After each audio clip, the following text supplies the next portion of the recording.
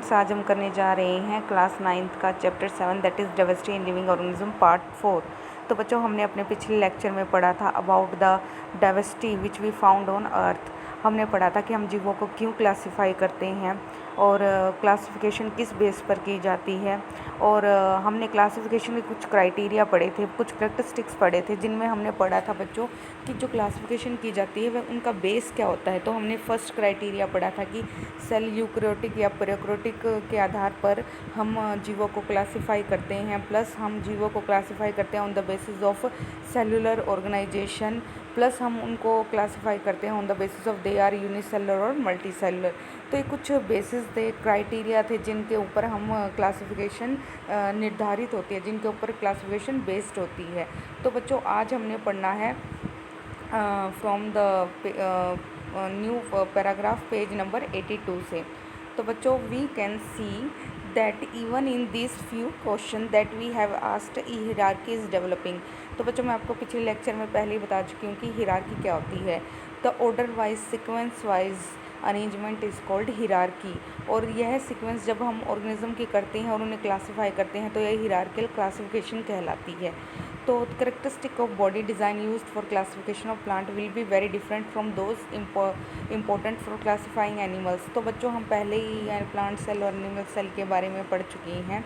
तो plant cell और animal cell में हमने पढ़ा था कि बहुत डिफरेंस होता है, इस वजह से हम प्लांट्स को अलग रखते हैं एनिमल से। और एक करेक्टरिस्टिक बच्चों यही है कि ऑटोट्रॉफ और हेटरोट्रॉफ। जो ऑटोट्रॉफ होते हैं वो सभी प्लांट्स हैं और जो हेटरोट्रॉफ हैं वो सभी एनिमल्स हैं। तो this is because the basic designs are different based on the need to make their own food और एक्वायर इट। तो बच्चों, पहले हम प्लांट्स और एनिमल्स को ही अलग कर देते हैं on the basis of autotrophs and heterotrophs. तो उनका जो बेसिक बॉडी डिज़ाइन है वो भी अलग होता है बच्चों। हम पिछले चैप्टर में पढ़कर भी आए हैं टिश्यूज़। तो हमने टिश्यूज़ में भी पढ़ा है कि जो बॉडी डिज़ाइन है प्लांट्स का वो बिल्कुल अलग होता है, उनके जो टिश्यूज़ हैं वो बिल्कुल अलग हैं एज़ कम्पेयर टू एनिमल्स। क्योंकि हमारे अंदर स्केलेटन सिस्टम होता है जो कि प्लांट्स में नहीं होता। हमारे अंदर नर्वस एंड मस्कुलर सिस्टम होता है जो कि प्लांट्स में नहीं होता।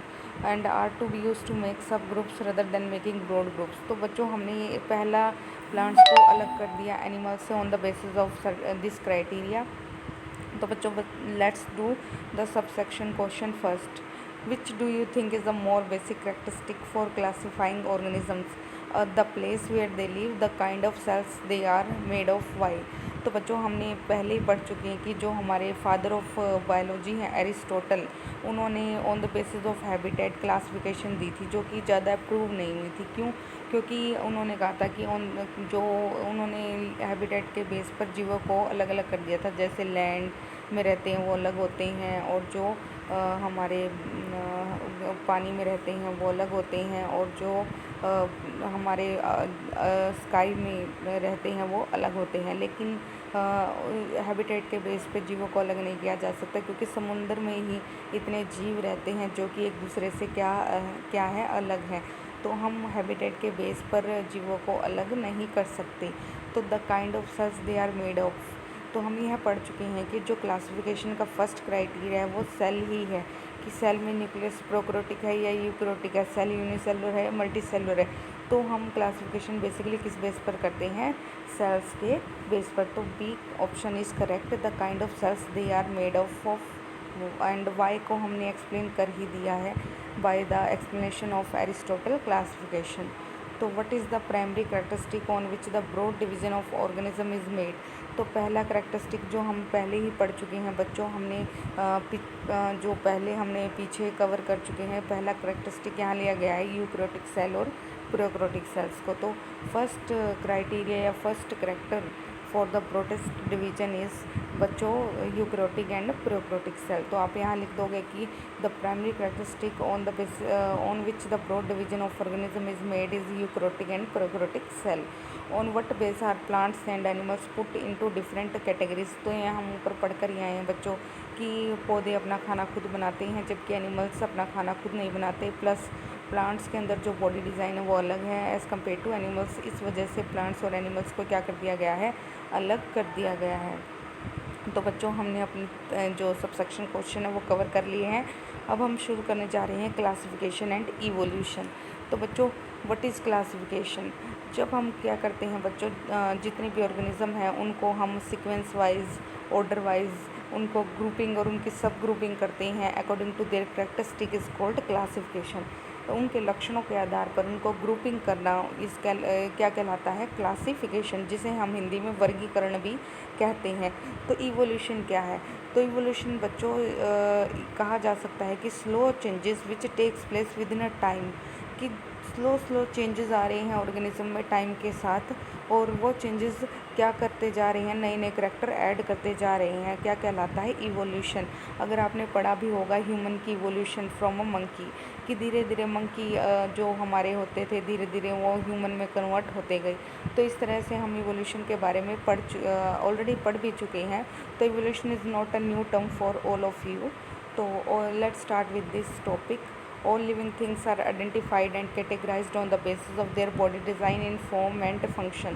तो हम पहले ही पढ़ चुके हैं कि सभी जीवों को आइडेंटिफाई किया जाता है और उन्हें अलग अलग कैटेगरीज में डाल दिया जाता है on the basis of their body design. Body design है क्या बच्चों? ये भी तो करेक्टरिस्टिक ही है। तो some characteristics are likely to make more wide ranging changes in body design than others. तो आप देख सकते हो कि अलग अलग जो भी प्राणी धरती पर प्रेजेंट है उनका अलग अलग बॉडी स्ट्रक्चर है और फंक्शन है, उसके आधार पर उनकी ग्रुपिंग और सब ग्रुपिंग कर दी गई है।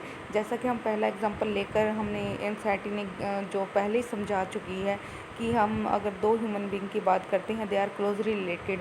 अगर हम बात करते हैं मंकी की तो मंकी थोड़ा अलग है हमसे as compare to other human being. पर अगर हम काऊ की बात करते हैं तो monkey is close relative of अस।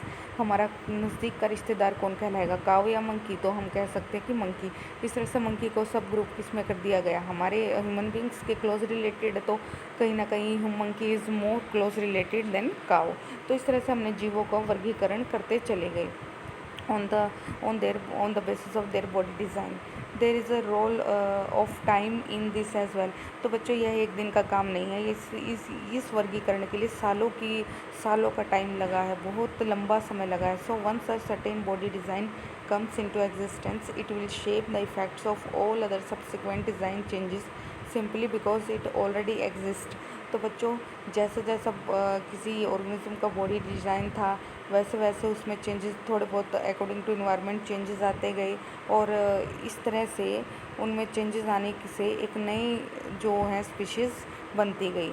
तो in other words characteristic that came into existence early are likely to be more basic than characteristic that have come into existence later. तो बच्चों इस तरह से क्या हुआ कि जो पुराने करेक्टर्स थे उनमें नए करेक्टर्स ऐड होते गए और इस तरह से पुरानों से नए जीव बनते चले गए। This means that the classification of life forms will be close related to their evolution. तो कहीं ना कहीं जो आज हम हैं तो हम कहीं ना कहीं अगर आप फॉर एग्जांपल अपने आसपास जितने भी जीवों को देखते हैं तो यह कहना गलत नहीं होगा, ये सभी जीव हमारे कहीं ना कहीं कोई पास का रिश्तेदार है, कोई दूर का रिश्तेदार है। इवन फॉर एग्जांपल आप फ्रॉग को देखते हैं तो फ्रॉग भी कहीं ना कहीं हमारा दूर का रिश्तेदार है, क्योंकि हमारा जो एग्जिस्टेंस हुई है वो एकदम से नहीं हुई। मंकी भी एकदम से नहीं आया, मंकी से पहले भी बहुत सारे जीव आए धरती पर। जब लाइफ बननी शुरू हुई तो पहले छोटे जीव आए, फिर उनसे बड़े जीव बनते चले गए। इस तरह से इवोल्यूशन होती चली गई। तो व्हाट इज़ इवोल्यूशन? मैं आपको पहले ही बता चुकी इवोल्यूशन क्या है। Slow changes with in a time is called evolution. Most life forms that we see today have arisen by an accumulation of changes in body design that allow the organism possessing them to survive better। तो बच्चों नए नए character add होने से क्या हुआ कि हमारे जो लाइफ स्टाइल है, जो भी जीवों का लाइफ स्टाइल है वो चेंज होता गया और वो बेटर सर्वाइव करते रहे अपने इन्वायरमेंट में।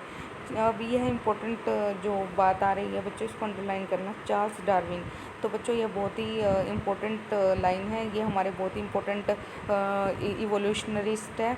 इनका नाम है चार्ल्स डार्विन। उन्होंने सबसे पहले आइडिया दिया था इवोल्यूशन का इन 1859 और उनके द्वारा एक बुक लिखी गई थी ओरिजिन ऑफ स्पीशीज़। तो बच्चों ओरिजिन ऑफ स्पीशीज़ एक तरह से ऐसी बुक है जो इवोल्यूशनरीज़ के जो भी इवोल्यूशन की पढ़ाई करते हैं उनके लिए यह एक मानो होली बुक है, क्योंकि इसमें उन्होंने सब कुछ इवोल्यूशन के बारे में बताया है जीवों के। तो जो व्यक्ति अगर इवोल्यूशन पढ़ रहा है तो वह इस बुक को ज़रूर पढ़ता है, क्योंकि इसमें जो ग्रेट साइंटिस्ट चार्ल्स डार्विन ने इवोल्यूशन के बारे में बहुत कुछ शुरू में ही बता दिया था। तो अगर आप भी अगर इस बुक को पढ़ना चाहते हैं तो यह बुक आगे जाकर आपके लिए बहुत ही इम्पोर्टेंट साबित होगी इन हायर क्लासेस। ठीक है बच्चों, तो इनसे बहुत ही अहम जानकारियाँ हमें पढ़ने को मिलती हैं। तो यहाँ इम्पोर्टेंट लाइन है बच्चों चार्ल्स डार्विन के बारे में कि उन्होंने, ये आपको क्वेश्चन किसी भी फॉर्मेट में आ सकता है कि ओरिजिन ऑफ स्पीशीज़ किसने लिखी थी, चार्ल्स डार्विन ने, इन विच ईयर 1859, या फिर ओरिजिन ऑफ स्पीशीज़, या फिर आपसे पूछा जा सकता है चार्ल्स डार्विन की किताब का नाम बताइए। तो यह इम्पोर्टेंट लाइन है बच्चों, इसको आप बिल्कुल ध्यान से अपने दिमाग में रख लें कि चार्ल्स डार्विन है, उन्होंने बुक लिखी थी जिसका नाम था ओरिजिन ऑफ स्पीशीज़, और इन्हें फादर ऑफ इवोल्यूशन भी कहा जाता है। तो इम्पोर्टेंट है who is father of evolution is Charles Darwin. यह बच्चों अपने पास ये बात ज़रूर ध्यान से अपने दिमाग में रखना, बिकॉज इस पर बहुत सारे क्वेश्चंस बनकर आते हैं। तो बच्चों when we connect this idea of evolution to classification, we will find some groups of organism which have ancient body design that have not changed very much। तो बच्चों हम इवोल्यूशन को भी देखते हैं तो कुछ ऐसे जीव भी देखने को मिलते हैं जिनमें बहुत ज़्यादा चेंज नहीं भी आया। तो we will also find other groups of organism that have acquired their particular body design relatively recently. Those in the first group are frequently referred to as primitive or lower organism, while those in the second groups are called advanced and higher organism. तो बच्चों बहुत ही आसान term है, मुश्किल नहीं है, आप समझो इस बात को। प्रिमिटिव, धरती पर पहले क्या आया, फॉर एग्जांपल धरती पर बैक्टीरिया आया, तो बैक्टीरिया से फिर जाकर कहीं लास्ट में मैमल्स बने। मैमल्स मतलब जो गर्म खून वाले जीव होते हैं, उनमें हम भी आते हैं बच्चों। तो बैक्टीरिया से अगर ह्यूमन बींग तक का अगर सफ़र देखें तो बैक्टीरिया क्या है, प्रोकैरियोटिक सेल है, लेकिन हमारे पास क्या है, यूकैरियोटिक सेल। तो बैक्टीरिया क्या है, परमिटिव, परमिटिव मतलब सिंपलर बॉडी डिज़ाइन है, हमारा क्या है, कॉम्प्लेक्स बॉडी डिज़ाइन है। तो हम क्या है, हम एडवांस्ड है। अगर बैक्टीरिया परमिटिव है तो हम क्या है, एडवांस। अगर इसका बॉडी डिज़ाइन सिंपल है तो हमारा क्या है, कॉम्प्लेक्स। अगर यह है सिंपलर है तो हम एडवांस हो गए और हम कॉम्प्लेक्स भी हो गए। तो इस तरह से आप देख सकते हैं बच्चों, जो यहाँ पर टर्म बताई गई हैं बहुत ही आसान बताई गई हैं कि जो फर्स्ट ग्रुप है, जो धरती पर पहले आए थे जीव, उन्हें हम किस नाम से पुकारते हैं, परमिटिव या लोअर ग्रुप ऑर्गेनिज्म के नाम से कहते हैं। जबकि सेकंड जो बाद में आए थे वो एडवांस्ड और हायर ऑर्गेनिज्म कहलाते हैं। In reality this terms are not quite correct since they do not properly relate to the differences. All that we can say is that some are older organism while some are younger organism.